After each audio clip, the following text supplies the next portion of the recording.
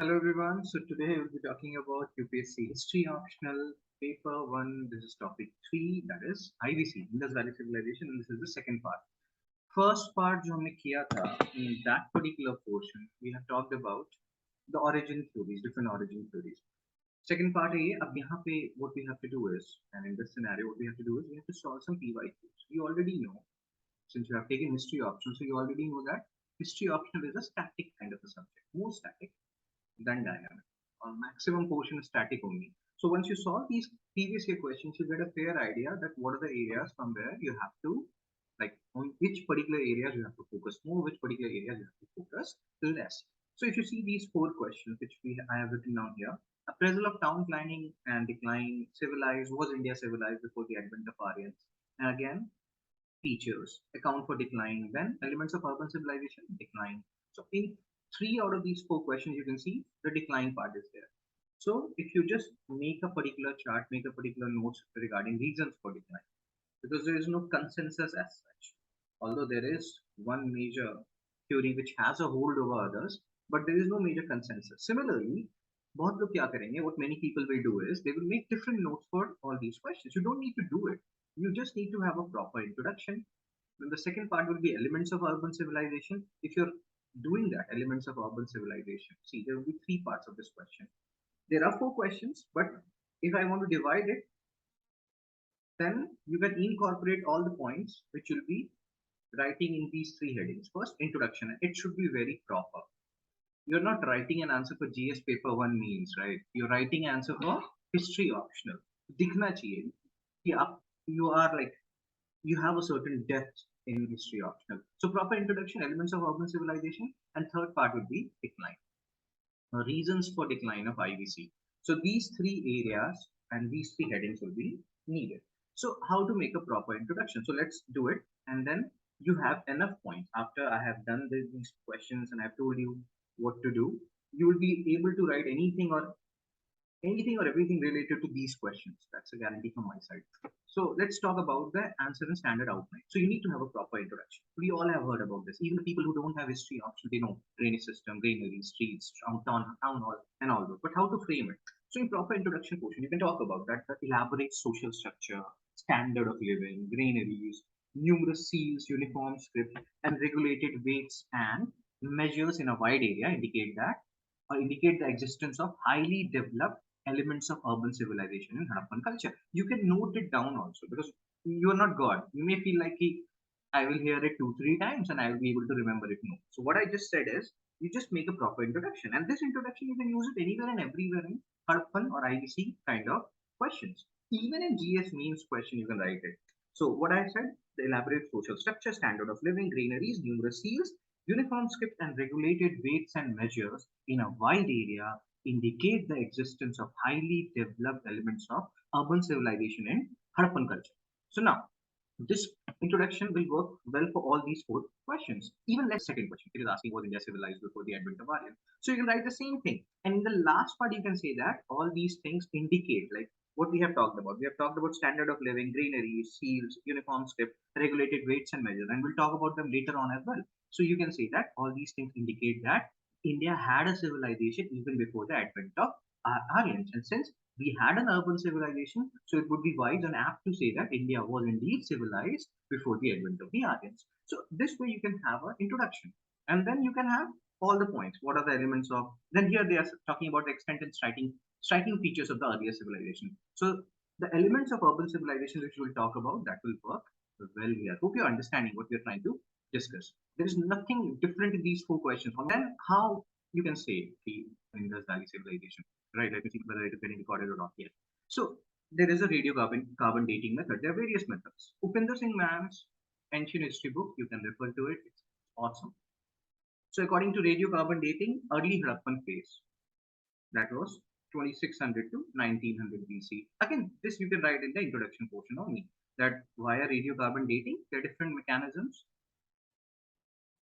to find out which portion of the interior of the earth covers which particular period. So radiocarbon dating, early Harappan period 26 to 1900, then mature phase, which is the actual IVC phase, the actual urban civilization 2600. Oh, sorry, this one early that is 32 to 2600. Just change this. So early Harappan phase, that is 32 to 2600. Why we are writing this is because in many books they have given different data. So you can just say according to radiocarbon dating and Upinder Singh man, this is the data which we are getting. Early 3200 to 2600 BC, and then mature phase 2600 to 1900 BC, and the last one is the late Harappan phase, where decline started happening in different cities or different portions of urban or IVC civilization.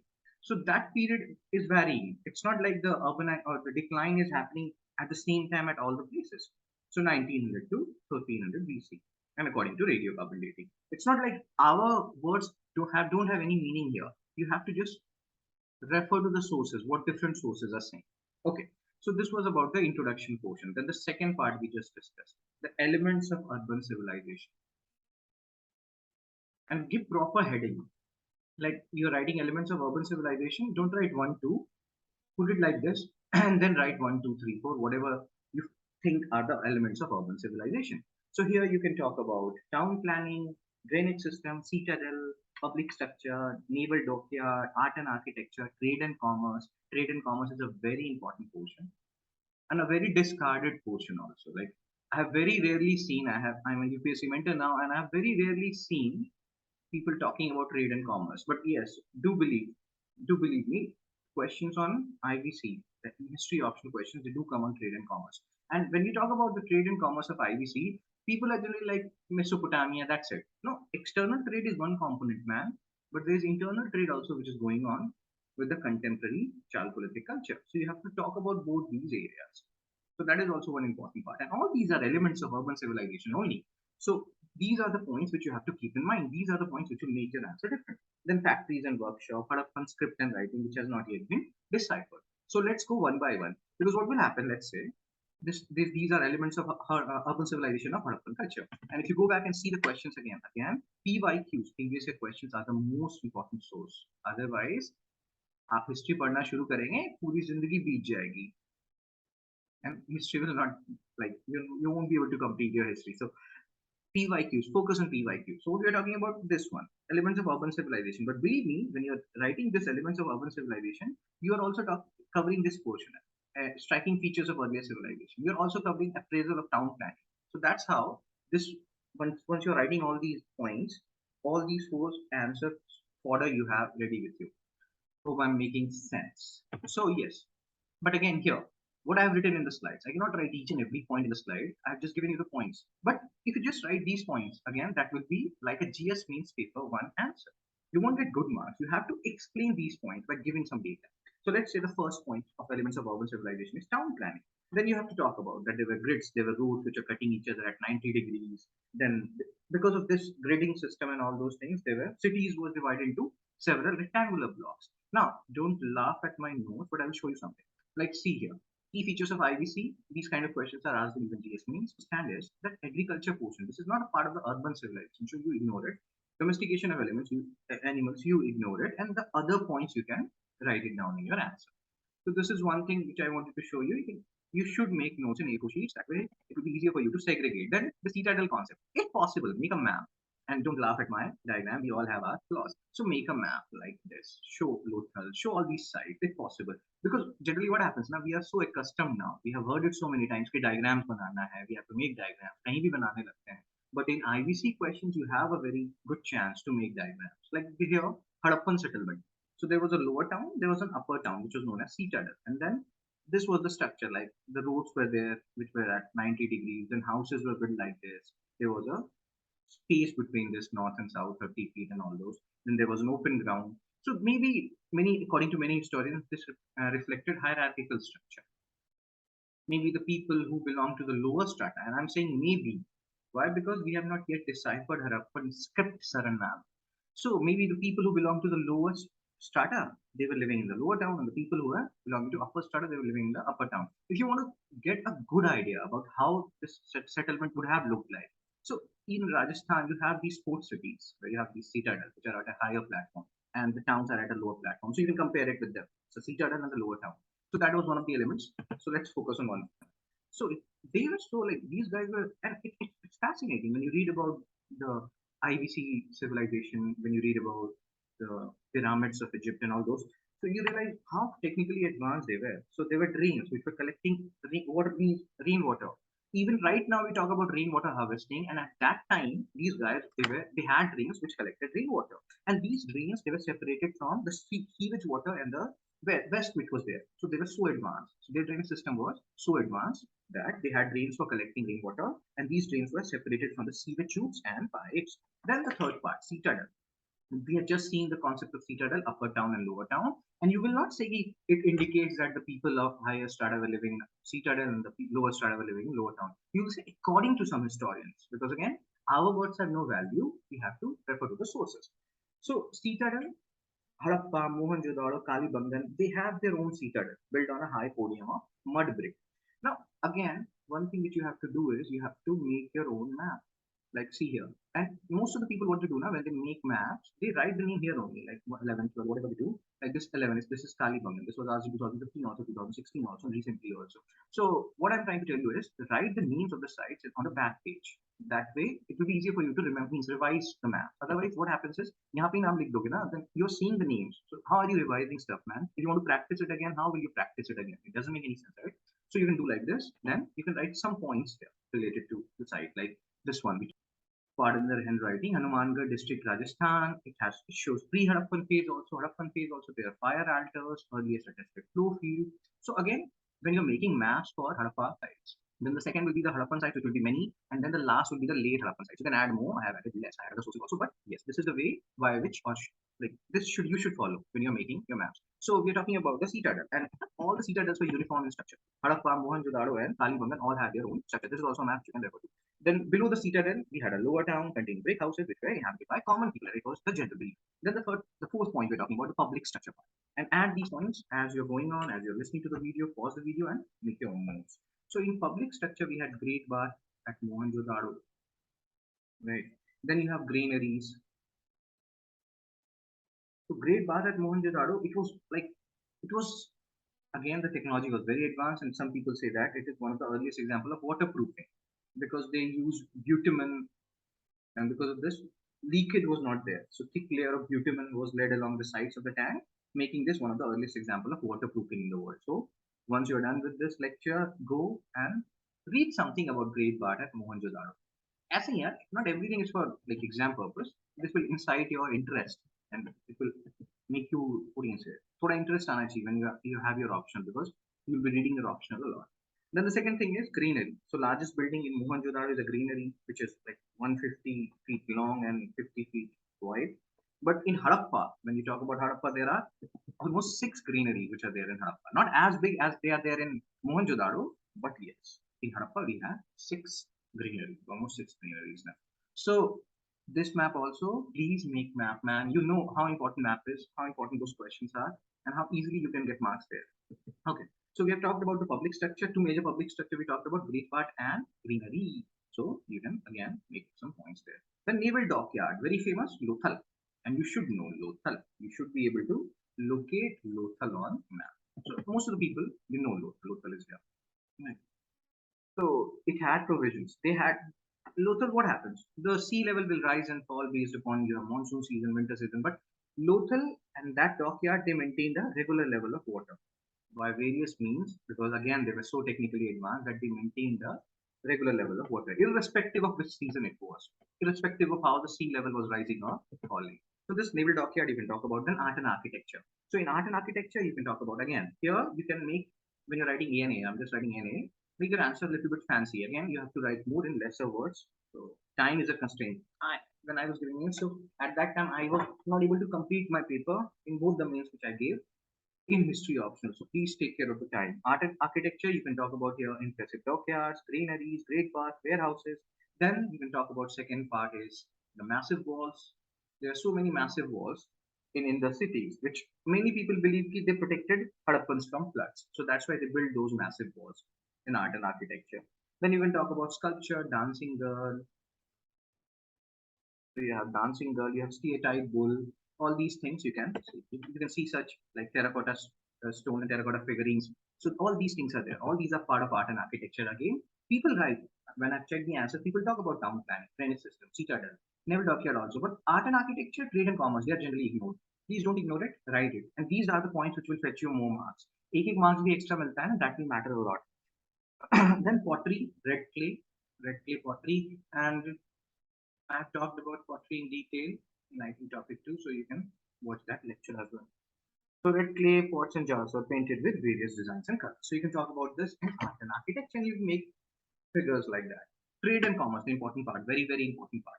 So in trade and commerce, you have to divide it into two parts, internal trade.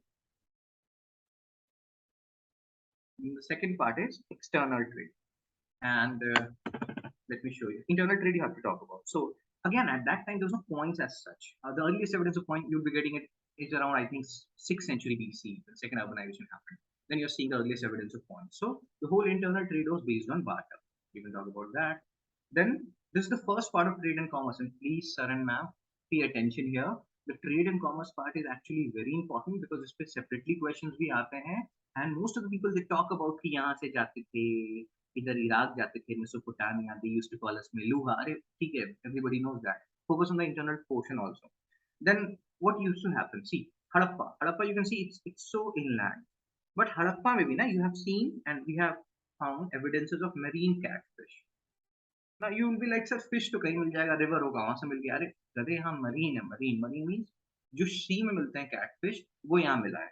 So if you are finding marine catfish here in Harappa, what does it indicate? It indicates that there has to be some trade which was happening from these areas to Harappa, and that is an internal trade. So trade in food items underlined by the presence of marine catfish at Harappa, a city that was hundreds of kilometers away from the sea. We just discussed this. Then there are these cultures, Ahar, Banas, Kaitha culture, Jodhpura, Ganeshwar culture, and all these are Chalcolithic culture.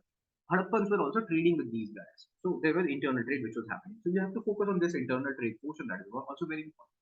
Sorry, man. So you have to focus on internal trade, that is also very important. And the second thing is make map and show how it was so far away and all these things. Map will help you. The second thing is external trade. Here you can talk about external trade is very famous of Harappans. You can talk about Lothal. Lothal is here. Surkotada. Where is Surkotada? Surkotada is here, Kudda Sea. And Balakot. They were some of the important trading coastal towns which connected to Mesopotamia and other West Asian sites. So these are the towns, and then there are so many things which was talked about the what do you say, the Mesopotamian civilization, Indian civilization, or IVC civilization rather.